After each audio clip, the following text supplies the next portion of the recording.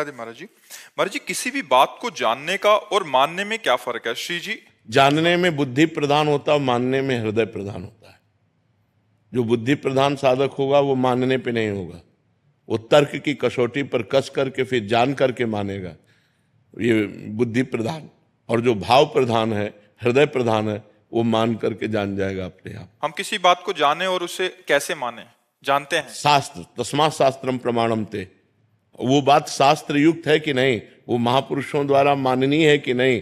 ऐसा नहीं कि हम अपने बुद्धि कसौटी में कस लिया और वो बात हाँ हो गई तो हम उसे करेंगे, नहीं। तस्मात् शास्त्रम प्रमाणम ते कार्य अकार्यो व्यवस्थितो, कार्य और अकार्य की व्यवस्था शास्त्र में की गई। शास्त्र और संत प्रमाणित बात है तो हम उसे मानते हैं, शास्त्र और संत प्रमाणित बात नहीं है तो हम जानने पर भी नहीं मानते हैं, क्योंकि हमारी बुद्धि अभी परमात्मा प्राप्त नहीं है, अभी अशुद्ध है, त्रिगुण माया के अंतर्गत है, सतोगुण रजोगुण तमोगुण के अंतर, त्रिगुणातीत नहीं। त्रिगुणातीत बुद्धि में न संशय होता है और न किसी और प्रमाण की जरूरत होती है, वो भगवत स्वरूप होती है। लेकिन जब तक त्रिगुण के अंतर्गत है तब तक हमें शास्त्र और संतों के वचनों का आश्रय लेना होगा कि हमारे अंदर जो बात आ रही है, जो हम बात जान रहे हैं, वो सही है कि नहीं। यहाँ तक कि बड़े बड़े सिद्धों को इस बात के लिए प्रमाणित करना पड़ा है कि हमारे अंदर जो बात आ रही है, जो हमने तप के द्वारा प्राप्त किया, ये वही बात है कि नहीं है।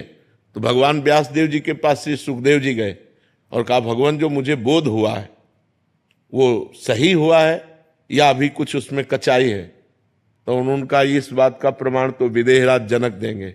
आप जनक जी, सुखदेव जी के गुरु हैं जनक जी। तो श्री सुखदेव जी महाराज पहुंचे और जनक जी त्रिकालज्ञ महापुरुष थे, वो जान गए कि ये मुनि अपनी स्थिति को प्रमाणित करने के लिए आए हैं। तो दरवाजे पर जे हुई तो रुकवा दिया। 7 दिन 7 रात्रि वही दरवाजे पे खड़े रखा और रोज पूछते थे। उनके चेहरे पर कोई शिकन, कोई भाव, बोले नहीं, जैसे आए थे वैसे खड़े।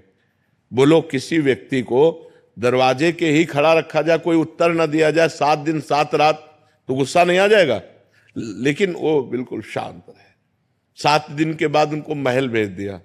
वहां नई नई सब 16-18 वर्ष की सुकुमारी लड़कियां उनकी सेवा में लगा दी।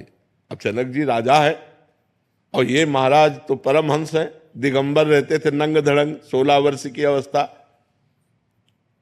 7 दिन 7 रात्रि उन 9 कुमारियों की सेवा में रहने पर भी कोई बोले जैसे गेट के बाहर थे वैसे ही महल के अंदर है, उनमें कोई फर्क नहीं।